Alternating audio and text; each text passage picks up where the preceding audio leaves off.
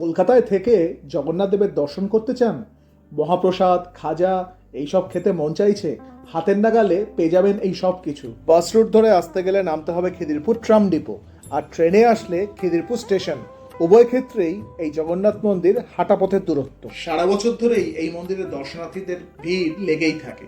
তবে রথযাত্রা উৎসব খুব ধুমধামের সঙ্গে পালন করা হয়। মন্দিরের পাশেই রাখা থাকে রথটা। মন্দিরের প্রবেশদ্বারের ডান দিকে রয়েছে মা বাটমঙ্গলার মন্দির। মায়ের বিগ্রহ দর্শন করে আমরা এগিয়ে চললাম। মূল দ্বারের দুদিকে রয়েছে দুটি সিংহ। ঠিক পুরীর মন্দিরের ন্যায় এরা আপনাকে স্বাগত জানাবে। মূল ফটকের বাইরেই রয়েছে জুতো রাখার সুব্যবস্থা। মন্দির চত্বরে প্রবেশ করতেই প্রথমেই চোখে পড়বে গরুস্তম্ভ। হ্যাঁ, পুরীর মন্দির ন্যায় এখানেও একইভাবে এই স্তম্ভটি দণ্ডায়মান। শুধু তাই নয়, নিয়ম মেনে এখানেও গরুস্তম্ভে ভগবানের বেদির সমউচ্চতায় গরুড়ের মূর্তি স্থাপন করা হয়েছে। নানা রঙের পতাকা দিয়ে মন্দির চত্বরটি খুব সুন্দরভাবে সাজানো, দেখলে চোখ ধাঁধিয়ে যায়। এই মন্দিরটি সকাল 6টা থেকে দুপুর 1টা অবধি খোলা থাকে, তারপর দুপুরে বন্ধ হয় এবং বিকেল 4টে পুনরায় আবার খুলে যায়, রাত 9টা অবধি খোলা থাকে। মন্দিরের ভেতরেই পূজা সামগ্রীর দোকান আছে, সেখান থেকে আপনি চাইলে প্রদীপ, মোমবাতি, ঘি, ধূপকাঠি ইত্যাদি সংগ্রহ করতে পারবেন এবং ঠাকুরের কাছে নিজের ইচ্ছা মতো নিবেদন করতে পারবেন। তার জন্য আলাদা করে ব্যবস্থা করা রয়েছে। এই পুজো সামগ্রীর দোকানেই আপনি ভগবানকে পুজো দেওয়ার ডালি পেয়ে যাবেন।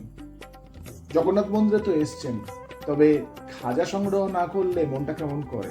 হ্যাঁ, সেটাও এখানে পাবেন, 8 টাকা পিস। দূর থেকে কোনো ভক্ত এসে যদি এখানে থাকতে চান, তার জন্যও রয়েছে অতিথি ভবনে থাকার সুব্যবস্থা। মন্দির চত্বরের ভেতরেই রয়েছে ফুলের দোকান। ঠাকুরকে মালা পরানো বা তাকে সুন্দর করে ফুল দিয়ে সাজাতে চাইলে আপনি এখান থেকে ফুল সংগ্রহ করতেই পারেন। খোলামেলা সাজানো এই পরিবেশে বাচ্চারাও তাদের মতো করে সময় কাটাতে পারে। জগন্নাথ মন্দিরের অন্যতম আকর্ষণ হলো অন্নভোগ। এখানে বসিয়ে খাওয়ানোর ব্যবস্থা আছে। মহাপ্রসাদ কাউন্টার থেকে 150 টাকা টিকিট কেটে আপনি মহাপ্রসাদ পেতে পারেন। পার্সেল নিতে চাইলে 180 টাকা। তবে উভয় ক্ষেত্রেই আগের দিন আপনাকে বুক করতে হবে। সৌভাগ্যবশত সেদিন ভগবানের ভোগ নিবেদন আমরা দর্শন করতে পেরেছিলাম। মন্দিরের সেবায়িতরা নিজেরা রান্নাঘরে এসে কাঁসার থালাবাটিতে সুন্দর করে ভোগ সাজিয়ে নিয়ে যান মূল মন্দিরে ভগবানকে ভোগ নিবেদন করার জন্য। ভোগ নিবেদন রীতিমতো ধুমধাম করে কাঁসর ঘণ্টা বাজিয়ে করা হয়ে থাকে।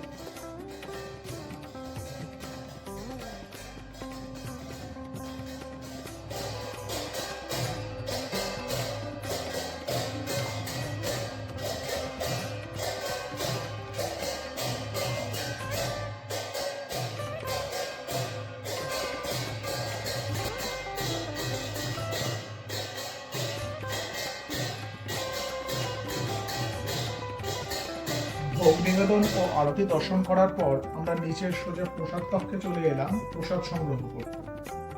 দুপুরে প্রসাদ বসিয়ে খাওয়ানোর ব্যবস্থা থাকে, তবে রাতে শালপাতা করে সকল দর্শনার্থীর হাতে প্রসাদ বিতরণ করা হয়।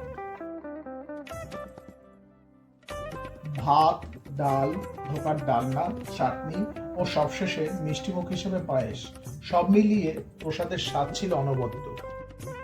এরপর আরো একবার মূল মন্দিরে গেলাম জগন্নাথ দেব, বলভদ্র ও মা সুভদ্রাকে সামনে থেকে চাক্ষুষ করার জন্য। ফুল ও রাজবেশে সজ্জিত এই 3 দেবতাকে দেখে চোখ সরানো যাচ্ছিল না। অসাধারণ সুন্দর লাগছিল এই 3 ভাই বোনকে।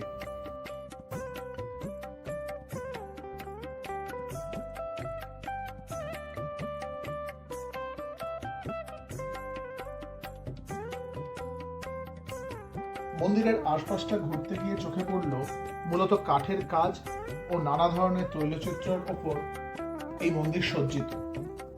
মূল মন্দিরের প্রধান ফটকের ওপরই কাঠের শিল্পকার্যের মাধ্যমে ফুটিয়ে তোলা হয়েছে অনন্ত সজ্জায় শায়িত শ্রী নারায়ণের মূর্তি।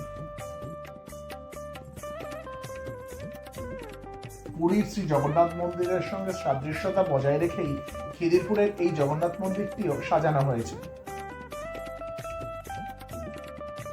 সমগ্র মন্দির চত্বর জুড়েই ছড়িয়ে ছিটিয়ে রয়েছে ছোট বড় নানা আকারের বিভিন্ন মন্দির।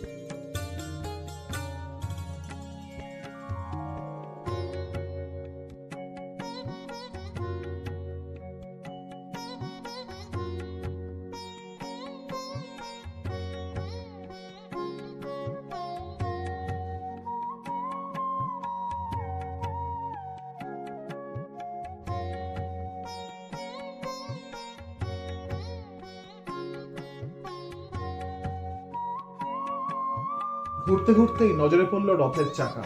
হ্যাঁ, সারা বছর ধরে এখানেই রথের চাকা সাজিয়ে রাখা হয় এবং রথযাত্রার সময় এর সঠিক উপযোগ করা হয়।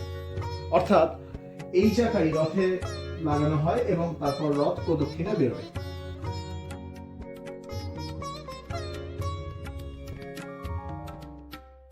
মন্দির চত্বরে খুব সুন্দর সজ্জিত একটি যজ্ঞস্থল আছে, যেখানে নানা ধরনের পূজা অর্চনা থেকে শুভ কাজ অর্থাৎ বিয়ে, পৈতে ইত্যাদি অনুষ্ঠিত হয়ে থাকে।